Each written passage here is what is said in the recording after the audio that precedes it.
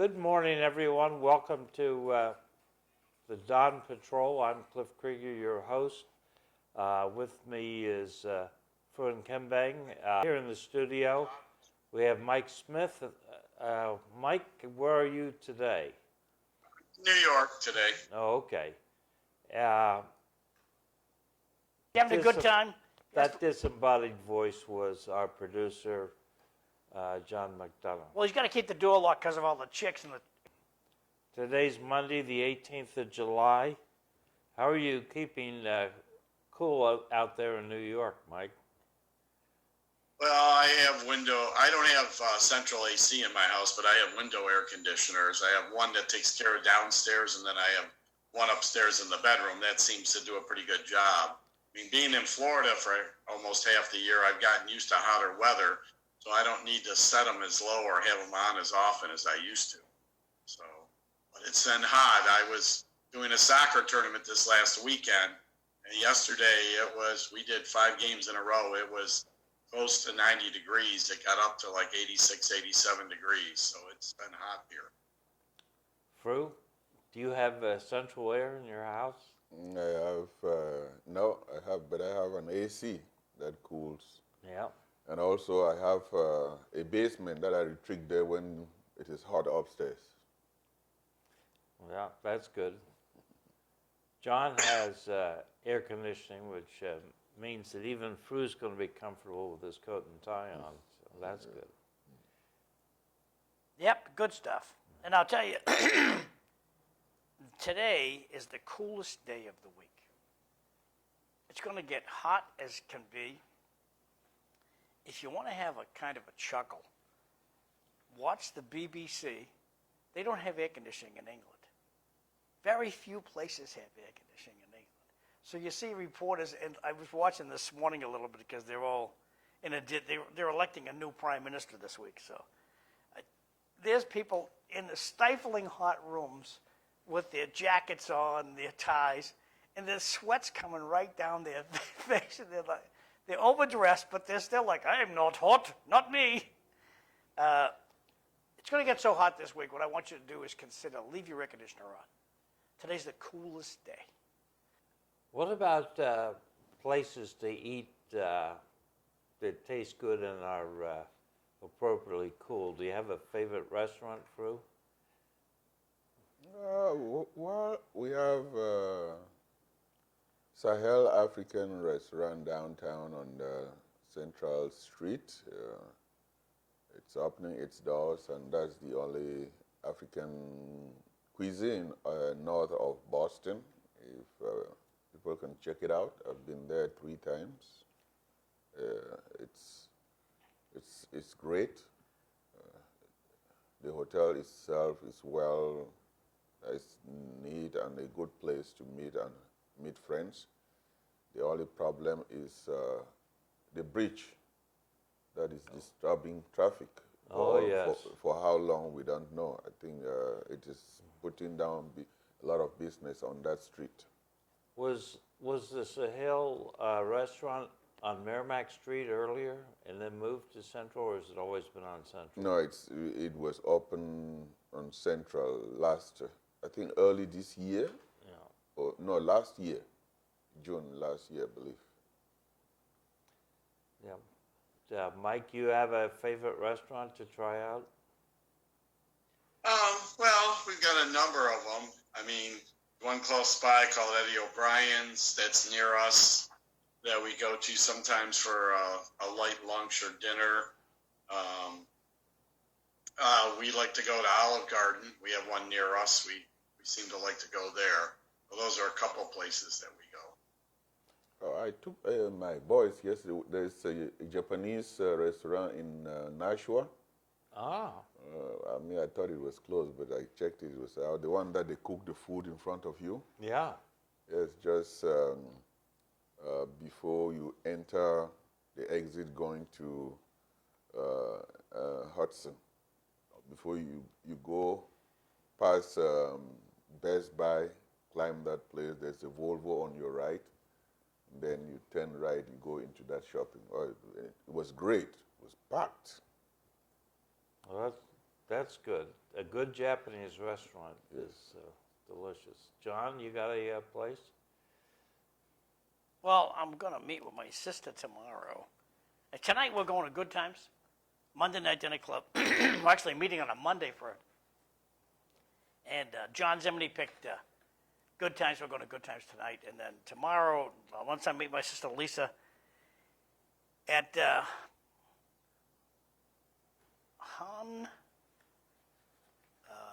Hunley Restaurant. It's at the top of Liberty and School. We're meeting there for lunch. And that's... There was no disruption when we were there. We met a fellow So did you drive for what cause? to cancel the general court passing a bill to give driver's licenses to illegal immigrants. I understand. We met a fellow Llewellyn from Pawtucketville while we were there. She was there with her daughter, who had just gotten her driver's license. She's from Peru. Her husband's from Croatia.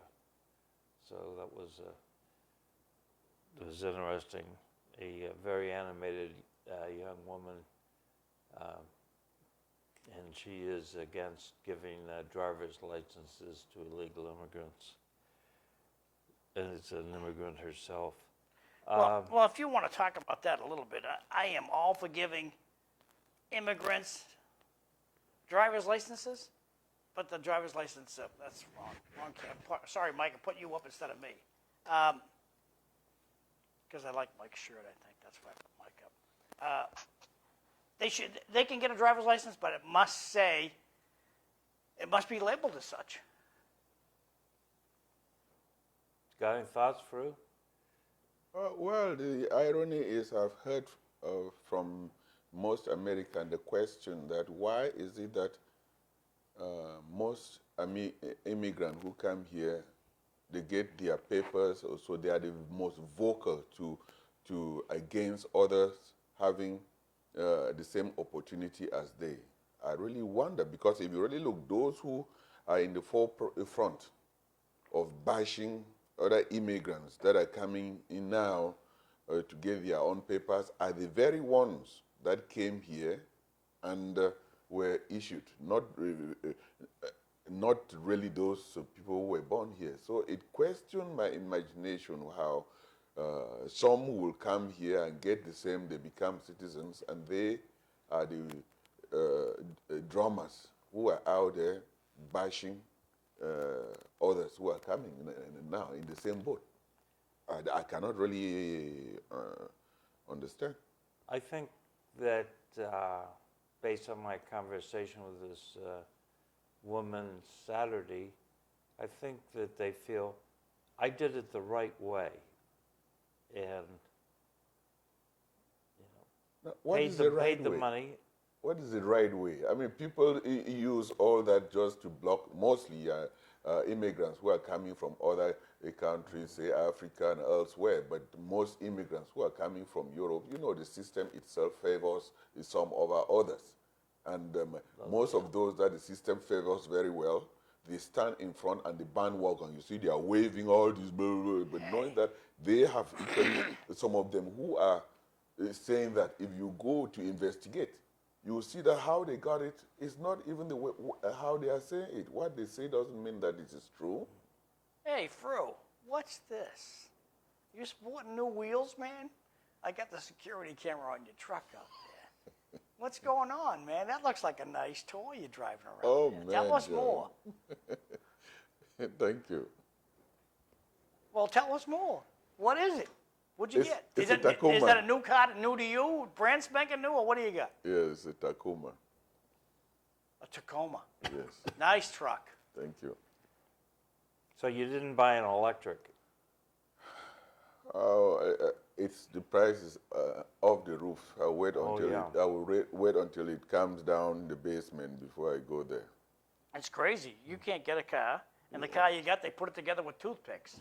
So, Fru, I saw where France has pulled their troops out of Mali, which is a nation. It's about 1,000 miles west of Cameroon, and partly in the Sahel. And so the French pulled their troops out, and they've been replaced by the Wagner Group, which is a Russian mercenary crowd. And people are reporting that they have, in the battle against the jihadists, that they have gone into a village and executed 200 or more people.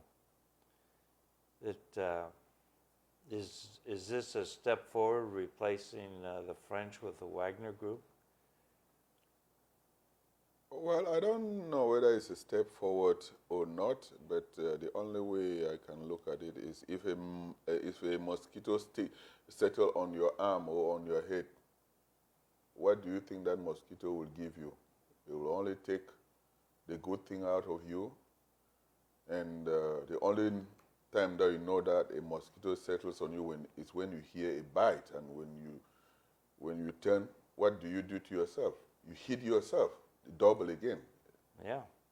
So anything, I think it is, if the Malians have kicked the French out, I think that should be the beginning of the dominoes falling all over Africa, because Africa will be on its own and well. If you notice, it was the African soldiers from Senegal, from Togo, from all over that saved Paris during the war.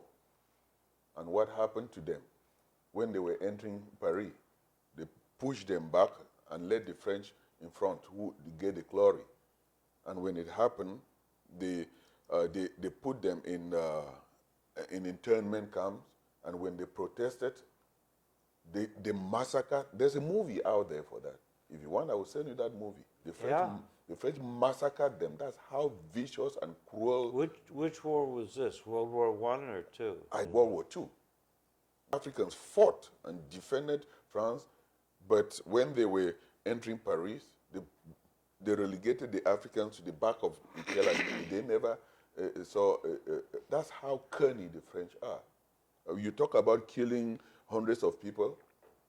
Have you ever talked about the thousands and millions that the French have killed since the 60s? Joe Stalin was pretty Have good. you ever talked about all the problems that they are fomenting and saying that terrorism and all whatever? No, those are things that you don't. If you talk about that, if you call the Russian army mercenaries that are there, if you ask yourself, has Russia ever colonized any African nation? Did Russia ever have any slaves? And yes. Well, Not black slaves, but... Well, the slaves is synonymous to the West. The West economy is built under the backs of the slaves, which they sometimes don't even recognize way back to the 17th centuries when they were coming here. You're not imbibing that stuff from Nicole Hannah-Jones, are you? Whatever you say, I mean, I'm just reading from the books that are written by Westerners.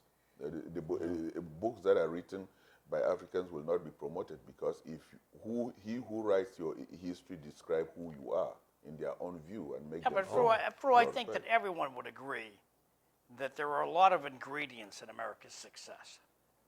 I'll give you, slavery's one of them. But there's a lot of ingredients. That's not the only ingredient in American success. Oh no, but what I'm saying, but that's the most painful that is not talked about. The other ones are glorified. If you believe it or not. Well, we don't like. And that is the we one don't that like we don't like the fact that we contaminated our own people, testing out weapons for World War II. We don't like to talk about our bad pasts. We don't like to talk about friendly fire.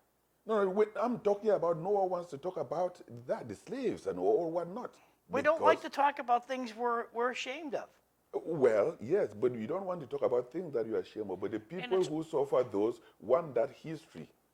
Because if it were other people's history, other people's are glorified their history and make them as heroes, the angels, the saviors, and all whatnot. And then when once you, according to your words, you don't want to talk about that, means you continue to perpetuate the myth that the other people are less humans. They deserve this, and that's why it happened to them.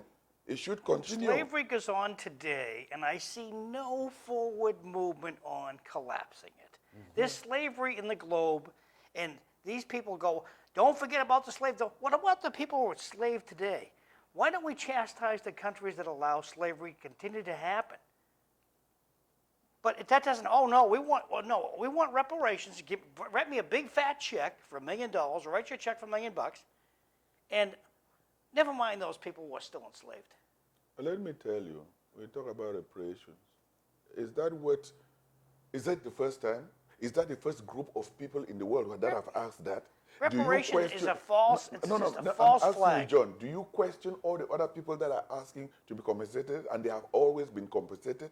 Why is it that when it concerns a section of others, you think that they don't deserve, that they are making noise? There are a lot of it. Please be honest and be objective and be positive. Anyway, Cliff, you talked about Togo and France, but I'm equally saying you are very, very versed about that.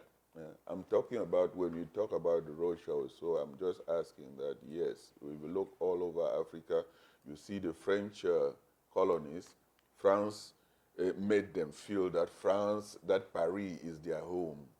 And France did not even know that France is a slave to Africa because the French nation cannot provide, they don't have any materials. They don't have any raw materials. If you put Europe and even Russia has abundance of wealth and untapped. So that's a place that you see. But when you talk, if you ask someone from Namibia, someone from Mozambique, someone from Angola, someone from South Africa, they will tell you that the Russians helped them through their independence.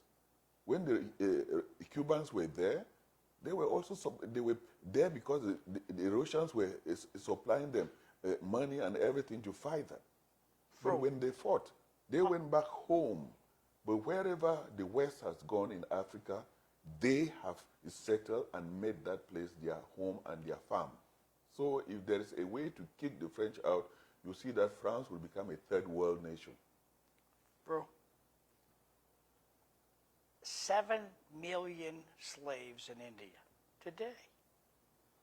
China has 3 million, almost 4. That's a diversion, John. No, it's not. No, it's not. This is reality, and we don't. You know what? We're going to go and buy something made in China, probably buy a slave. And no one in Washington, D.C. says a word about it. Nobody says a word about it. They'll dump all over North Korea, Rocket Man, but saying nothing. China has 4 million slaves. John, I'm glad you bring that up. Do you remember that outsourcing? If you go to these places, who man those industries there? Who build the scrap factories there? All that is our own companies. And nobody in D.C. says a word about it. But Why? then you are pointing. The finger is pointing at these people that who is enslaving them. We are. Oh, I'm glad. Then I see your point. And so is the UK. No, I see your point. Western European. I see your point, please. Thank you. And we just look the other way. I see your reason. I can buy a tie for $15, or I can buy a tie for $50. I totally agree with you. Thank you for that, for pointing that out. Yeah. I was just saying that the origin is the person who harvests. I just want to get on the list real quick since we're talking about slavery, okay? Yeah. India, 8 million. I'm rounding it up. China, 4 million. North Korea, 2.5 million. Nigeria, 1.25 million. Iran, 1.25 million. Indonesia, 1.25 million. The Congo, the Republic of Congo, just over 1 million. Russia, who doesn't have any slaves, 794,000. Philippines, 784,000. I'm surprised if some Philippines, a very Catholic country, still has slaves.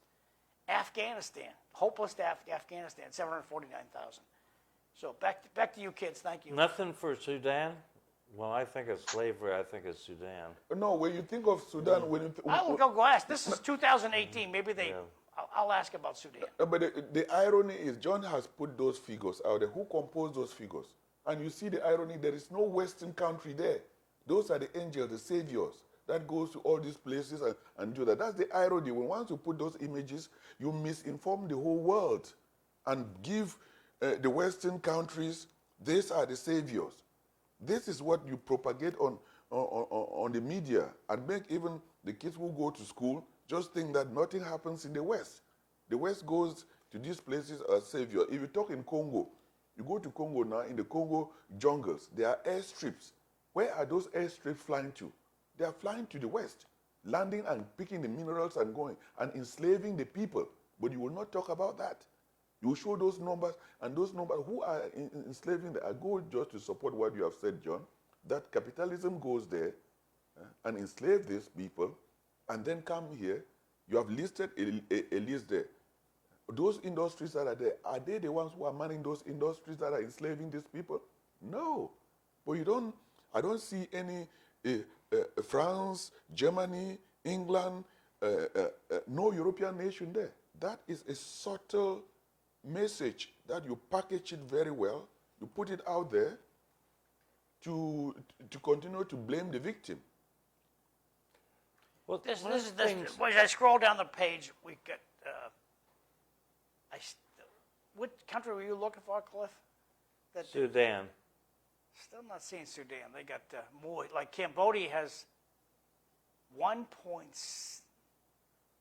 over 1.5% of their population is slavery. South Sudan, Pakistan. That's Mauritania. Where is that? That's more is towards Northwest Africa. Okay. But they get 2% of their population. Afghanistan, 2% of their population is enslaved. Central Africa. That's where the Russians have kicked, the Central Africans have kicked out the French, and the Russians are there now. Eritrea. Almost 10%. That's on the east, on the east horn of Africa, but still. So John, why? That is misleading. Tell me, where is Italy? Where is France? Where is Germany? I'm going to ask. Where's all those? You will not see it because all that is the publication. He who writes your history make themselves the gods We're of the best. peace. We're the best. Yes. I've heard that one before. But one thing I don't understand is education. I went to elementary school in a sundown town, so that was not welcoming to minorities of any sort. But yet, I learned about slavery. I learned about the Civil War. I learned about the problems with the Klan and Reconstruction. Are we not teaching this stuff in schools anymore? Nope. We're Did you- teaching inclusion. Fru, did your daughter and sons learn about our past of slavery here in the United States when they went to school? No, but because he who draws the curriculum Yeah. is the one who fashions your brain to control how you think. Because they will say it is in the curriculum. And then they train your mind and tell you exactly. That is really one thing about education. It's not just education, but it's the right curriculum that builds the mind to come up and think positively. If there are people with some kind of narcissistic ideas or whatever, they put that in the curriculum and segregate some types of books that will make you see the truth. And when you try to bring that, they will come up and say, these are communist books, these are... Once you start seeing people who are doing that, they know that the curriculum is what makes what controls the mind and the education. But Clifford, what I would always say is that, any country in this world has always been redeemed by its diaspora. If you go in the Bible, Joseph was in Egypt and then he redeemed its people. We say God came from out and saved its people. Nothing is permanent in this world. The African diaspora is getting aware and seeing exactly what was hitting from us, and it is the African diaspora. If the West, mostly France and these other nations, cannot behave in a very civil way, the diaspora, no condition is permanent. You have empires that have come and gone that people never thought it would. Some of these things self-implode themselves because people reach a point that they say, we are invincible. And when once you start thinking like that, I mean, God is very, very miraculous in doing it. That's the only way I can see, because whatever people are seeing, people in the diaspora are also seeing the marginalization that are going out and the exploitation that are going back in their place of origins. Yeah, I wanted to go back to the education for a second, because I've always had a personal motto of never letting school interfere with your education. Are we not helping our children to get broader horizons, to look beyond what they're picking up in school?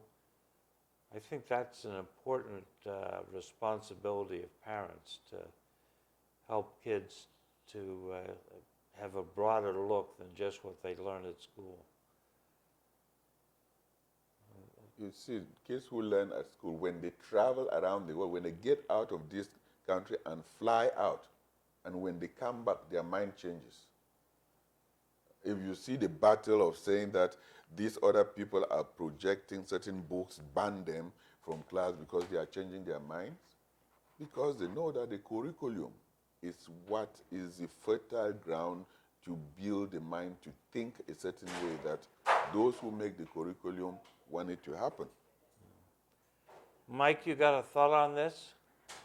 Well, yeah, I mean, I agree with Fru. Unfortunately, I found that a lot of people in the U.S., because they don't travel internationally, except maybe to Canada or Mexico at the most, they don't travel, so they're not exposed to enough other cultures.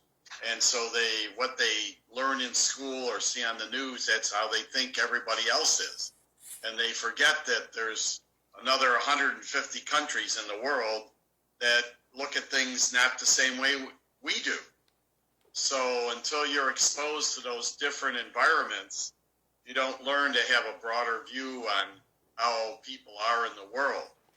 And I don't think they're teaching it in the schools. I mean, when I was growing up, I went to Catholic schools, so that's a little different than public schools. But I mean, when I was in high school, one of our religion classes as a senior, we studied all the world religions and how people look at things. So you got a broader view of how people in other countries are. And, as far as teaching the history of the United States, I don't think they're teaching it like they used to. I mean, we've had some bad things happen in our country, but we've moved forward from some of those things, and we still need to move forward from other things that are not good in our country still. But you need to know where you come from in order to go forward. And I don't think that our kids are getting the whole view of where we are. They're just getting one side of it. And people are forgetting, yes, we have bad things in our history, but we've moved forward now from what it used to be. And do we need to move more forward? Yeah, we do. But that's a continuing process. Michael, let me ask you this question. You're bragging about you went to Catholic school. Could you eat meat on Fridays?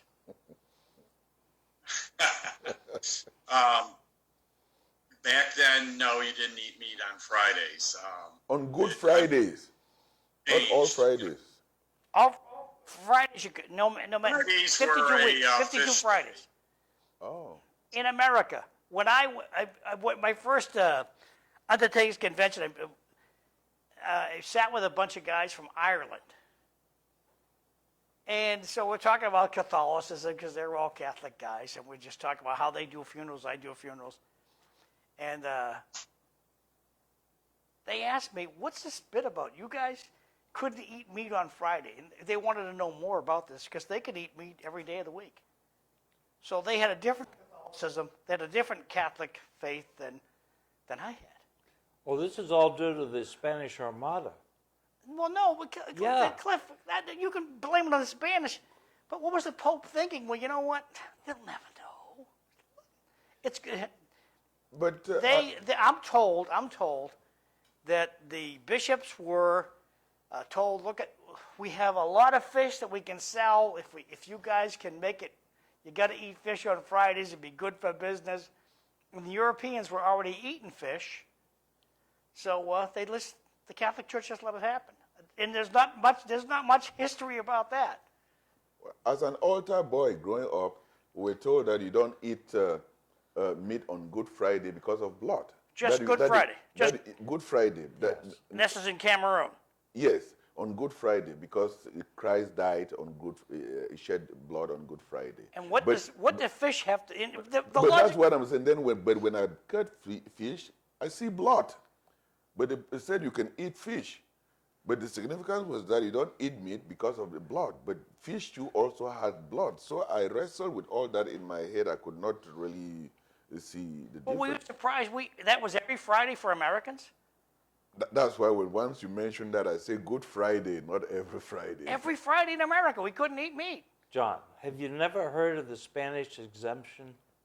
No, Cliff, that's in the Wayback Machine. I don't study that stuff. Please enlighten me. The Spanish had an exemption from the no meat on Friday. So I figure the Irish, that must be because of the survivors of the Spanish Armada who washed up in Ireland as the fleet came around the top of Scotland. Are you speculating, Cliff? No, I'm telling you the truth. Wow. Would I mean, I don't know you well enough to deliberately lie to you, John. It's just the way it is. See, you'll stretch that into lie, Cliff. I What? said speculating, fabricating. Sometimes we fatten up a story. It's not lying. It's exaggerating, embellishing. We have all these cool words to use, and I just thought you were embellishing No. on a little bit of the fact that You- the Spanish actually do exist. What can I say? So Fru's got to. Do you want to go talk here. about the boats now, or what? Yeah, throw it up real quick, just before Fru goes, and we'll get. Fru, you're leaving? Yeah. He's got to earn the Yankee dollar. What time you going home? What time you leave to go for work? 7. I have to leave home Okay, at 7. cool. But I did send you a video that is 3 minutes. I don't Yeah. know if you get to it. What email? What email? You sent it to Cliff or sent it to me? I sent it to both of you, even this morning. Okay, I'll take a I peek. sent it last week, but since it was. Let's get Cliff's boat thing done That's- first. I got to it's go to just Facebook. three I minutes. think. That could be the summary before I leave. This ain't gonna cut it. This is there we go. You had it up before. I know it's just a matter of There I we opened go. a bunch of windows. In the early 1400s, the Chinese had a treasure fleet that traveled Loaded as with far slaves, as- by the way. Loaded with Wow. slaves. No, traveled as far as Africa. And I thought that it was interesting, the size. This is the low estimate. Some people think the treasure ships may have been as long as 480 feet. But if you compare it to the Nina, the Pinta, and the Santa Maria, they were very big ships. And they sailed to Africa. Would China have colonized Africa? I think it's possible, except they made a decision to stop going abroad. They dismantled the treasure fleet, they dismantled the shipyards, and they turned inside. They turned into themselves. They had the largest gross domestic product in the world in 1600, but because they turned in on themselves, they started losing out and they shrank. But I think that this shows that that the Chinese were in a position to dominate the world, And they blew it. and they blew it. Okay. No, I look at it different. China's land size is massed. they have abundant resources as well. Europe during that time, you have their intertribal wars during the Prussian War, the Austro-Hungarian, all these invaders, the French and whatever. They exhausted most of they don't even have minerals there. So now they send out Vasco da Gama, all these explorers around the world because that place is little. Yeah. So because China could retreat back, and even China went to Africa. Did China settle there? China did not. But Europe, because of their limited size and because their own raw material were exhausted, they wanted materials elsewhere. That's why they found the group and went to Australia, went to everywhere and built empires because they could not sustain themselves by where they are. Yeah. That Mike, you got any thoughts on this? Well, not really on this part. I mean, it's the trades, you know, that you talked about. It just, I mean, I really don't have too much to say about this. Yeah.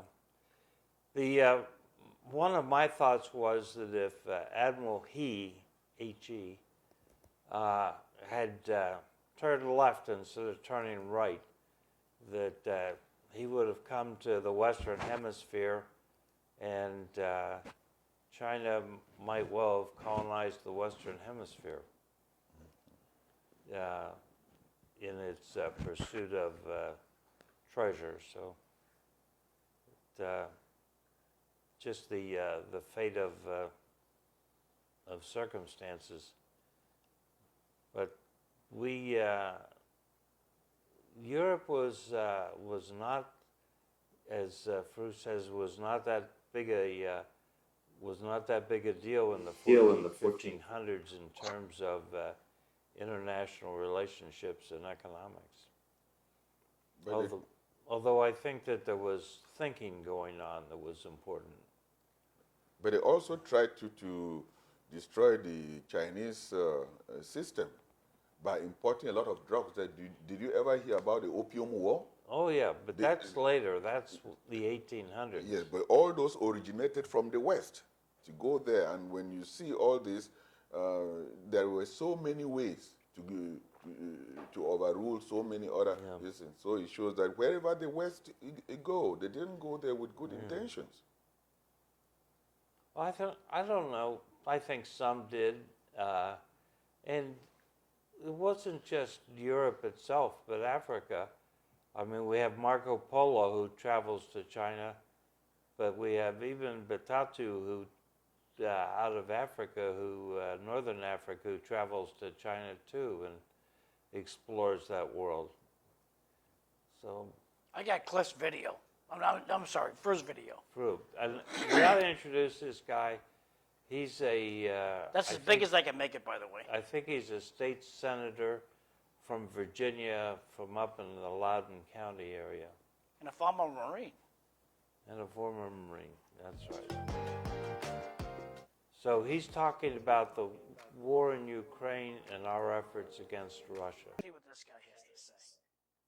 The sanctions war has failed. The entire financial might of the Western world was unleashed against Russia.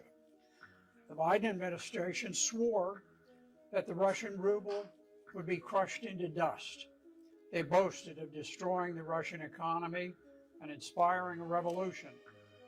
They would create such hardships that Russia would revolt and overthrow their president. But today, the ruble is stronger than before the war. This year, it has been the strongest of all currencies. Russian inflation peaked around 15% and is expected to subside. But as their inflation tops out, Europe's and America's has just begun skyrocketing dangerously.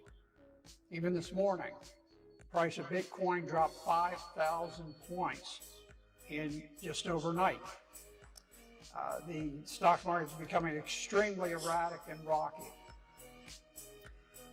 Biden's attempt to strangle Russian trade has failed.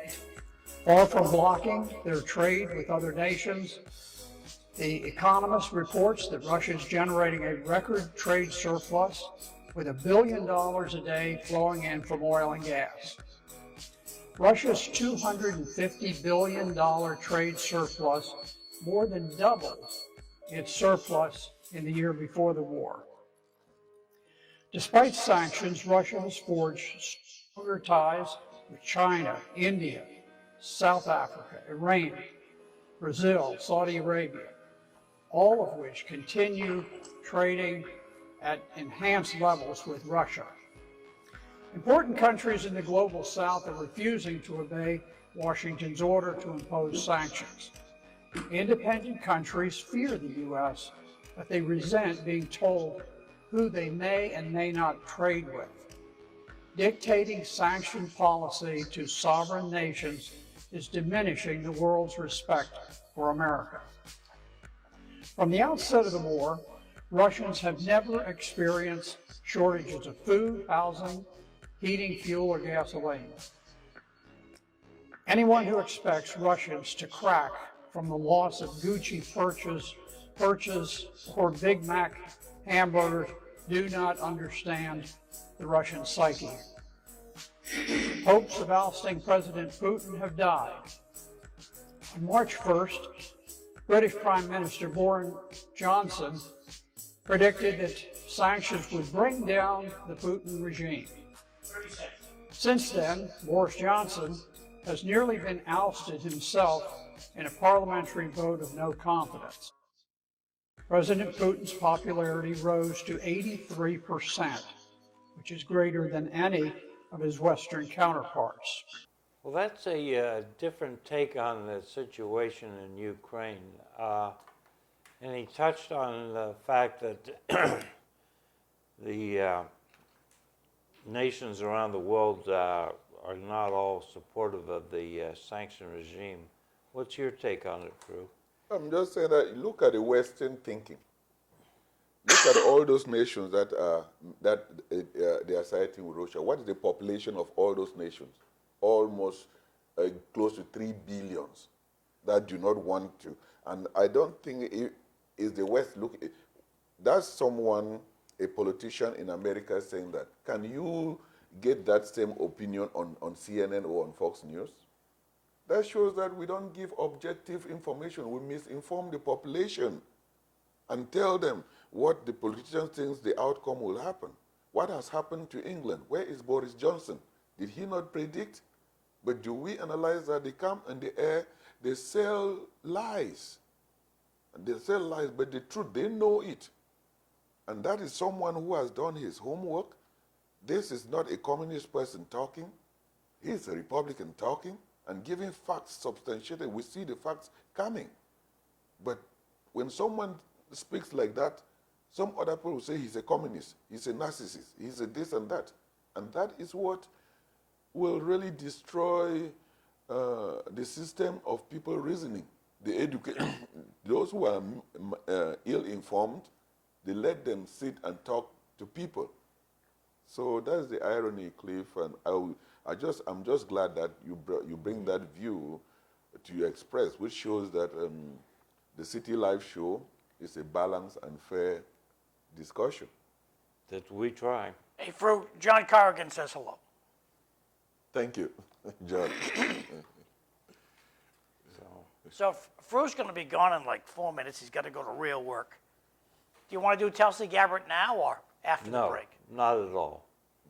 Somebody sent me a picture that supposedly is Tulsi Gabbard down at the beach in Southern California. And she looks absolutely stunning. Thank you. Bye, Fru. Have a nice day. So do we think this is Tulsi Gabbard or not? That's the question. Oh, my goodness. We'll send everybody out with a smile. So we're going to go off to break land now. We'll be back. Thanks. Well, thank you.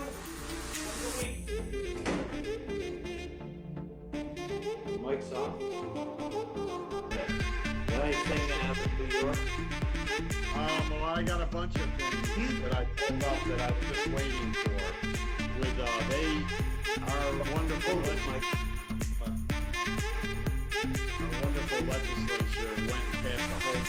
up. After Mike. this. Yep. John can't turn you off. He can only turn me off. Oh, okay. Well, you asked me, so I